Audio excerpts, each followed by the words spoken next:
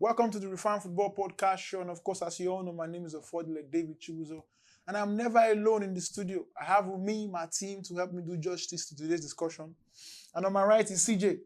My guy. CJ, welcome to the studio, my brother. Thank you so much. On my left, Coach. Coach, good evening and welcome to the studio. Welcome. So today's discussion is about some very, very talented players playing for some clubs, top clubs in Europe. And to some persons, these players are overrated. And to some people, these players are underrated. And now, I have a list of young talented squad, as I said before. And I'm going to be calling out their names one after the other. We're going to analyze their performances, their areas where they are very good, areas of specialization. And if we know their flaws, and then rate them, overrated or underrated. So my list today have, on the first person on the list is Cole Palmer of Chelsea. Yeah. You know, when he left Man City and went to Chelsea, he was able to carve a niche for himself in the first season, scoring over 20 goals. I can't remember the last time a midfielder did that for Chelsea or did that in the EPL. But Cole Palmer went there and he did just that. And all over the world, people started calling his name. But to some people, he's overrated. But in my own opinion, I would say this guy is good. I won't say he's a world-class player yet. He's still coming up in the game. But in my own opinion, I would say he's underrated. Because this season, Chelsea, they've not really been top. And playing against Chelsea this season, it is easier for you to man-mark him. Because they saw what he did last season. And this season now, it is difficult for him to maintain that type of performance. So for me, I would say he's underrated. So CJ, let's start with you, Cole Palmer of Chelsea. It's actually a tough one, though. You know, one thing about football is when you are at your limelight at the beginning stage, they will say, this guy is very good. They'll quickly rate you. If you're playing for the EPL, any EPL team. To me, I would say he's overrated. Okay. In sense of overrated means he has done things in Chelsea. Coming to Chelsea, his first season, he did what some players has not done. You understand? But he has not gotten to that level whereby you say, okay, this guy, you understand, he might be good in the EPL, but to me, my own understanding, like, has he gone outside EPL, like, letting the world know that? And he's yet to play in the Champions League. About Man City, he even played up to 2. So it was a cameo appearance. You understand? As you're just, okay, then just include him in the squad. You understand? He might just come in 1 or 2 times. Against Sparta Prague last season. So you understand? He came to Chelsea. He did well. They didn't qualify for top 4. He's scoring 20 goals and not qualify for top 4. To me, it's not. It's a good performance to the team. But to me, I'm not seeing like he did well, because if you check out some big players and the team entirely, if you score 20 goals, at least 20 goals should be able to take them to and you understand what I'm saying. But they are not even among the top 4, not even the top 5, because where they found themselves was in Conference League. In as much as they were actually doing bad, you understand. So though I believe they were meant to go to the Europa because of Man U winning the FA Cup, you understand. So they had to. So to me, I believe he's overrated. Overrated for you? Yes, so that's the thing. I believe he's overrated. So coach, let's listen to you. Yes, when we talk about Cole Palmer, last season, he really was a flash on the pan. Yeah. When he was in City, I believe the likes of Foden, Bernardo Silva made him not to see himself playing in the first team because they were the first choice in Man City, and he was looking for a first team opportunity. So Chelsea came calling. He had it in Chelsea, and as luck may have it, let me say luck. He was so excellent last season, scoring above 20 goals as a midfielder, just like Lampard did when he was in Chelsea. So, but because of that, the hype was much. So if you correlate it, his hype and his performance, it cannot match them at all. That's what I'm saying. So the rating was too high. And because of that rating that was too high, made him this season. He couldn't do it. That's the thing. Okay.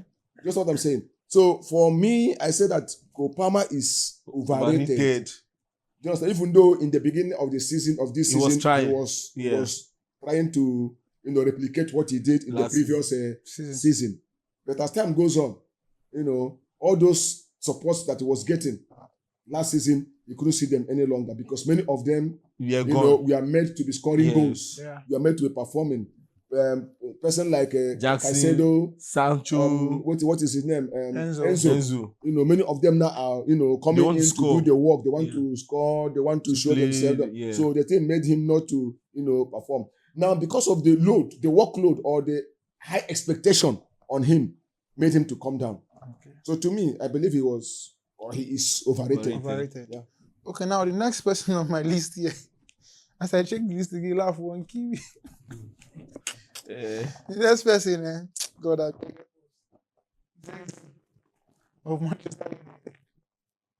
He's supposed to be in this list. Well, now I will not. This way you say, I don't know. I don't know where we supposed to. The guy is calm. The guy is No, calm. It's calm okay, mind. let's just say, Zegzi.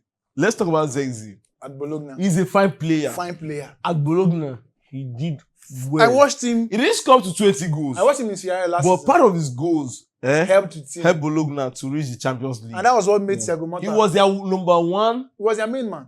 striker. If Man you don't want to sell him out or loan him out, because Thiago Motta being the coach of Juventus needed him so badly before he found another option of bringing in Colomwani in the team.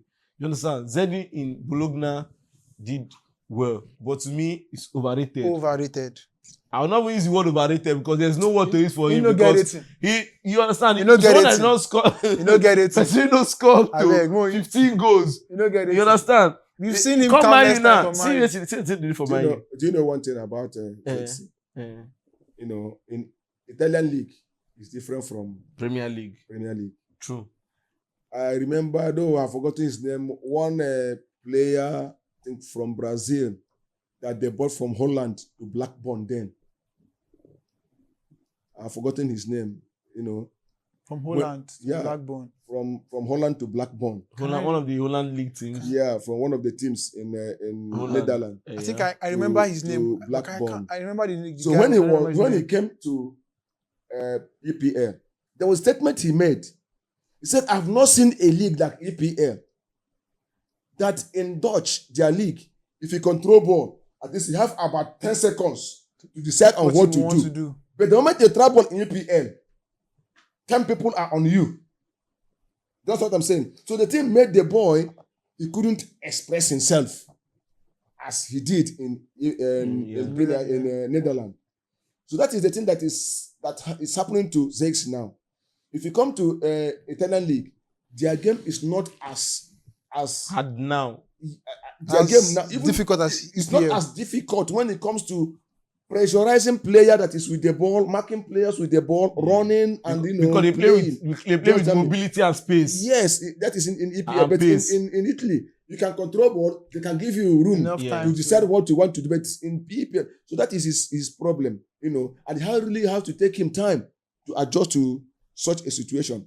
So based on that, I believe based on his performance, and the amount they bought him from Bologna to Man U. Man U, I believe he is overrated. Overrated. Yeah. Okay. And that player on this list is this Arsenal's Gabriel Martinelli. I don't even know how I'm going to play this guy. There was this expectation Arsenal fans used to have about this guy. There was a time I watched this guy 2 seasons ago, if I'm not mistaken. He was one player you don't want to go against. He's pacey, he's good on the ball. All of a sudden, every season he started disassociating. And there was a time he was always being called up at the Brazilian national team. And he was doing very well. And then he was always ahead of Rodrigo. As a super sub. In Anytime he the comes in from the 11, bench. there's a time he was even playing ahead of Rodrigo of Madrid. But look at Rodrigo now, definitely. and look at Gabriel Martinelli now. And there was a time they dropped Gabriel Jesus. This to me is pure hype. I don't want to say he's underrated or overrated. He's hype. He's good where he is. There's some players who's not supposed to put in that bracket of then day here or then day here. Just leave him there. They're neither here nor there. He's just there. My own opinion. In some teams, there are some teams that have a good developmental program. And there are some teams that expect a player to just be there and do your thing. give us the result now. Yeah, Do you understand what I'm saying? that's true. Had he been Rodrigo you called, is in Arsenal, he could have been performing the way he's performing now in Real Madrid. Definitely. Do you understand me? Go with the Because mentality Real Madrid has and the expectation. a mental program. Yes. They are not expecting him to give us all now.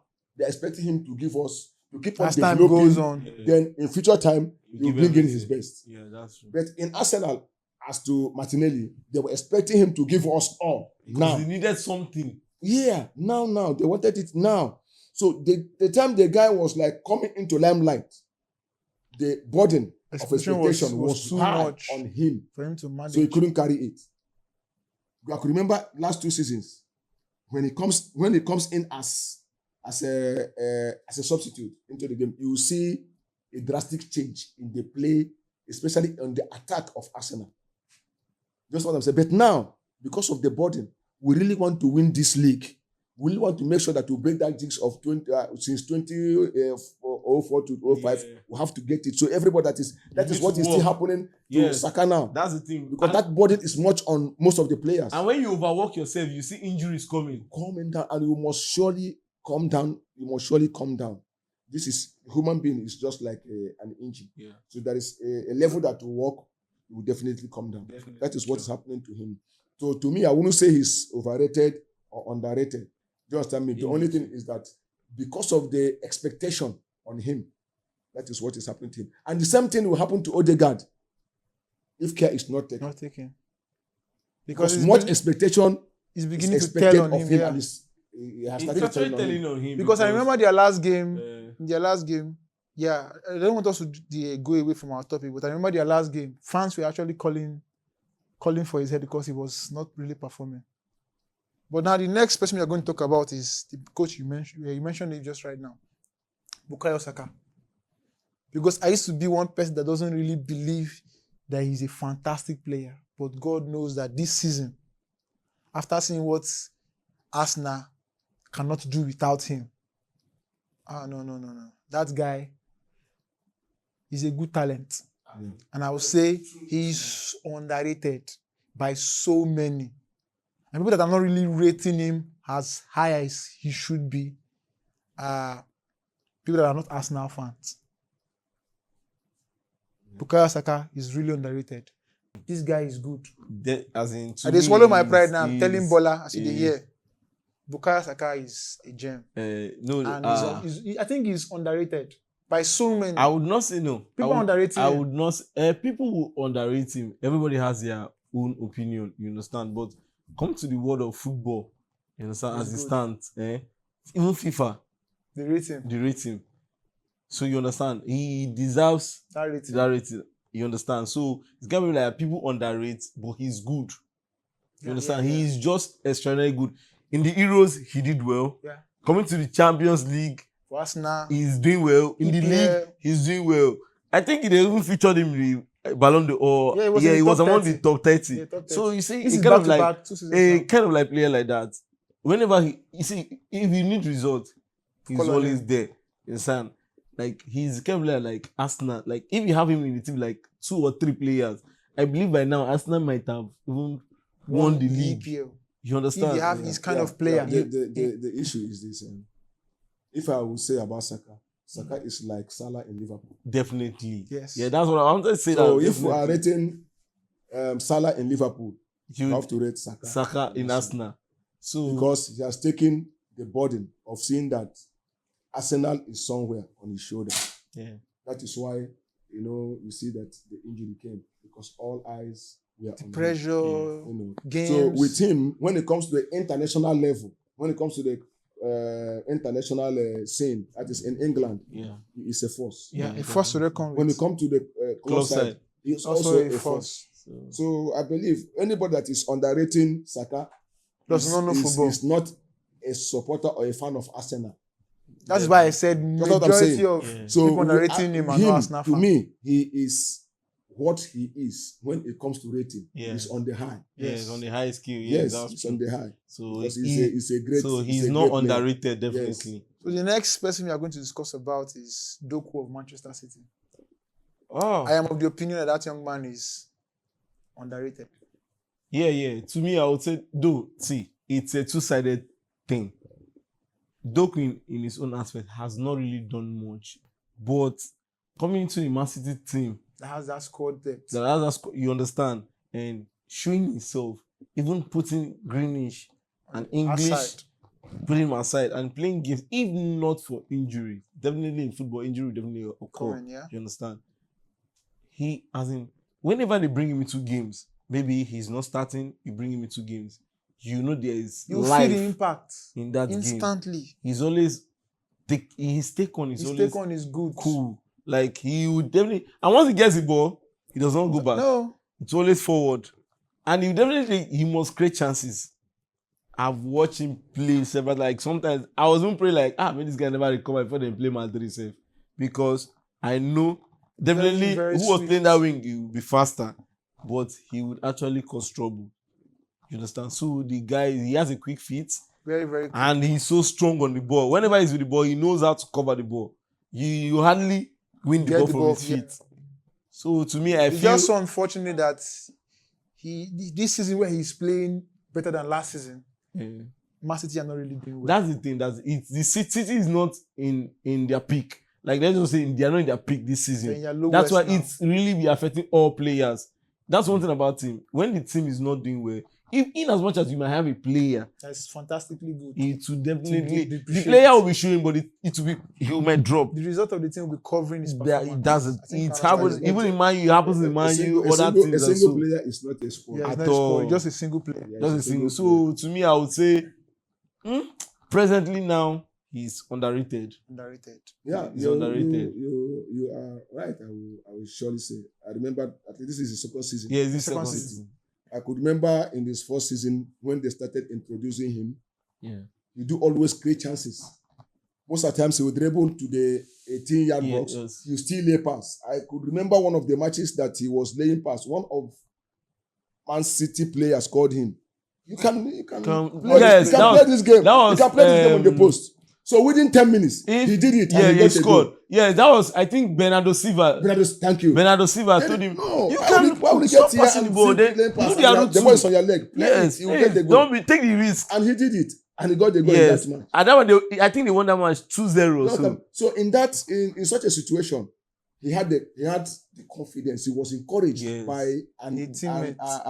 not only a teammate, by a legend Yeah. in the Club team. legend, yeah. You know, he was told, "No, boy, you can do it. it. Stop doing this and try to create chance for another person. When you see the chance to score this goal, score this goal." And that has entered inside of him, and he's doing it. Yeah. He's creating chances. He's also scoring some goals, Yeah. based on how the chances come.